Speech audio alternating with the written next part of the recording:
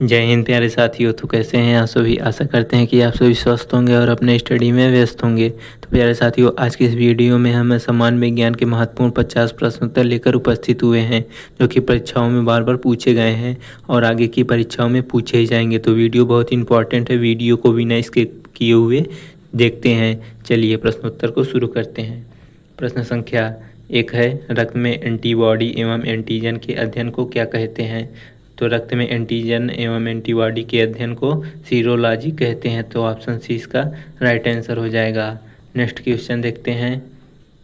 UPSC और SSC 2016 में पूछा गया प्रश्न है, पारसेक किसकी इकाई है। तो पारसेक दूरी की इकाई होती है। तो ऑप्शन ए इसका राइट आंसर हो जाएगा। अगला प्रश्न देखते हैं। प्रेशर कुकर में भोजन कम समय में तैयार हो जाता है क्योंकि। तो इसका सही जवाब हो जाएगा, जल का क्वथनांक बढ़ जाता है, इसलिए प्रेशर कुकर में भोजन जल्दी पक जाता है। तो ऑप्शन ए इसका राइट आंसर हो जाएगा। अगला प्रश्न देखते हैं। भारत में वन अनुसंधान संस्थान कहाँ स्थित है। तो इसका सही जवाब हो जाएगा, देहरादून में वन अनुसंधान स्थित है। तो ऑप्शन सी इसका राइट आंसर हो जाएगा। अगला प्रश्न देखते हैं। विद्युत मरकरी लैंप में रहता है। आरआरबी 2009 का प्रश्न है। तो विद्युत लैंप में जो है कम दाब पर पारा रहता है। तो ऑप्शन ए इसका राइट आंसर हो जाएगा। अगला प्रश्न देखते हैं। तितलियों का अध्ययन क्या कहलाता है। आरआरबी 2012 का प्रश्न है। तो तितलियों का अध्ययन लेपिडेटेरियोलॉजी कहलाता है। तो ऑप्शन सी इसका राइट आंसर हो जाएगा। अगला प्रश्न देखते हैं। इलेक्ट्रॉन की खोज किसने की थी। तो इलेक्ट्रॉन की खोज थॉमस ने की थी। तो ऑप्शन ए इसका सही जवाब हो जाएगा। अगला प्रश्न है आपका, एक सामान्य मानव शरीर कोशिका में गुणसूत्रों की संख्या कितनी होती है। तो सामान्य शरीर में मानव गुणसूत्रों की संख्या 46 होती है। तो ऑप्शन डी इसका सही जवाब हो जाएगा।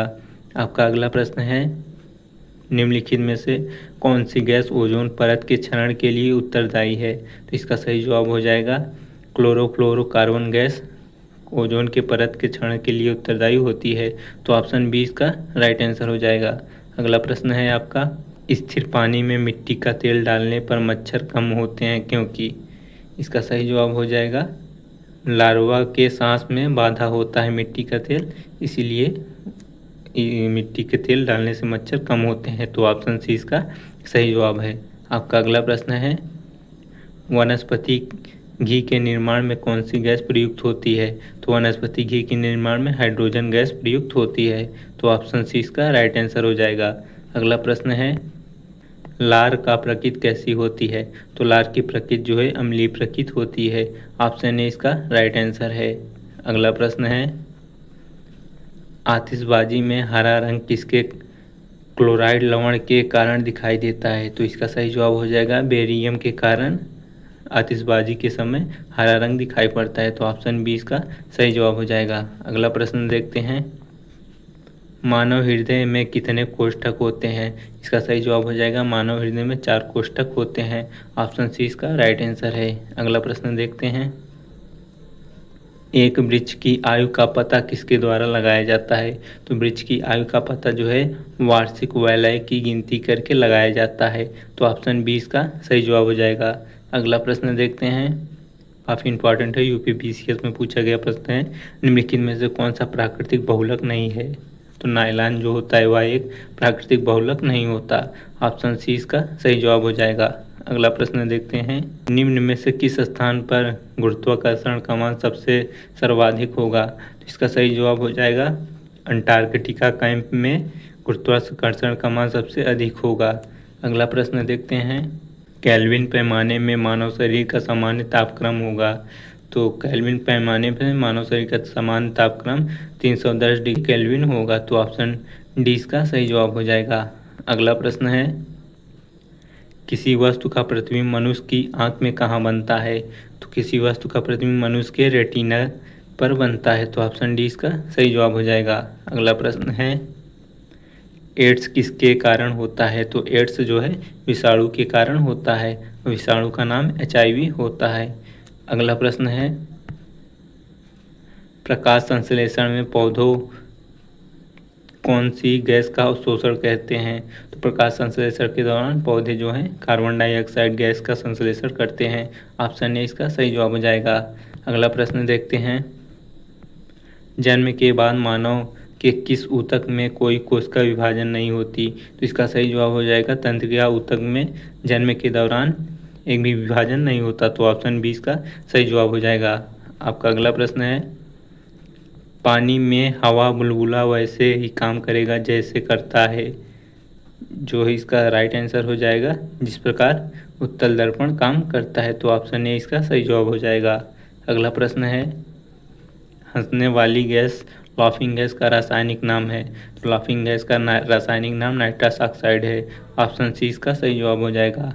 अगला प्रश्न है, कौन सा विटामिन प्रतिरक्षा प्रदान करता है? तो विटामिन के जो है प्रतिरक्षा प्रदान करता है। ऑप्शन डी इसका सही जवाब हो जाएगा। अगला प्रश्न है,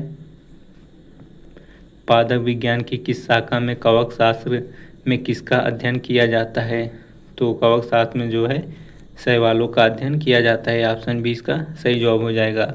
अगला प्रश्न है, डेसिबल किसे मापने के लिए प्रयोग में लाया जाता है? तो डेसिबल को मापने के लिए वातावरण में ध्वनि को मापा जाता है।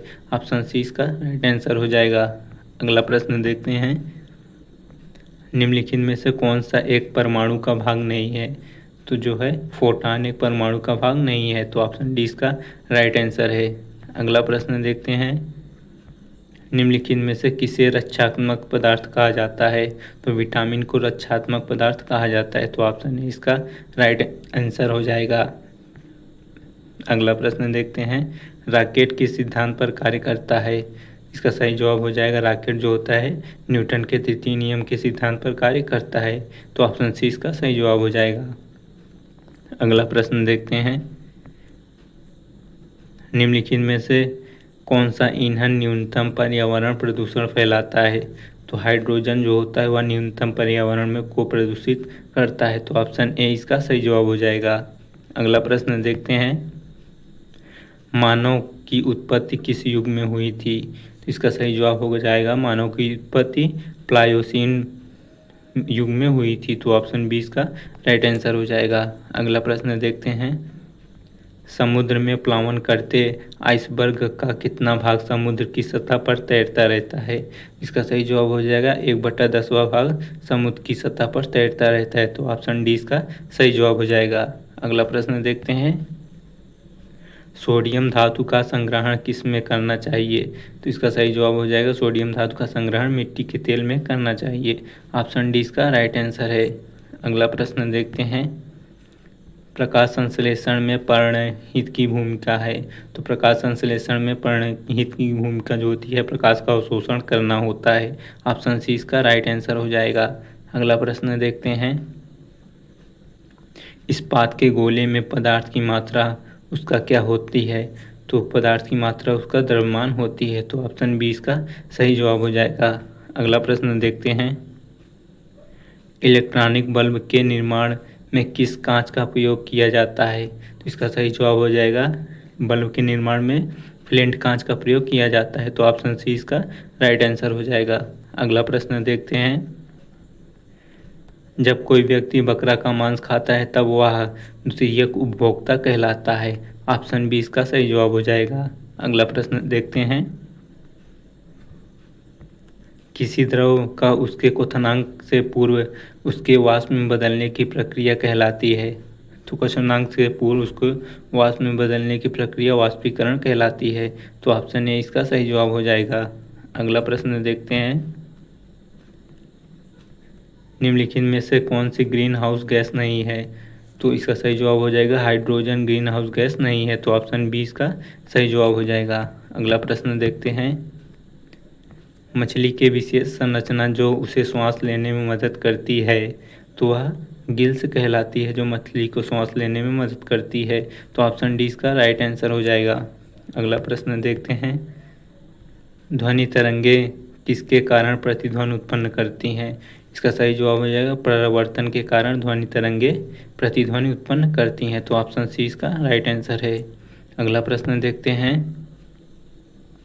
फलों के रस को सुरक्षित रखने के लिए निम्न में से किसका उपयोग किया जाता है?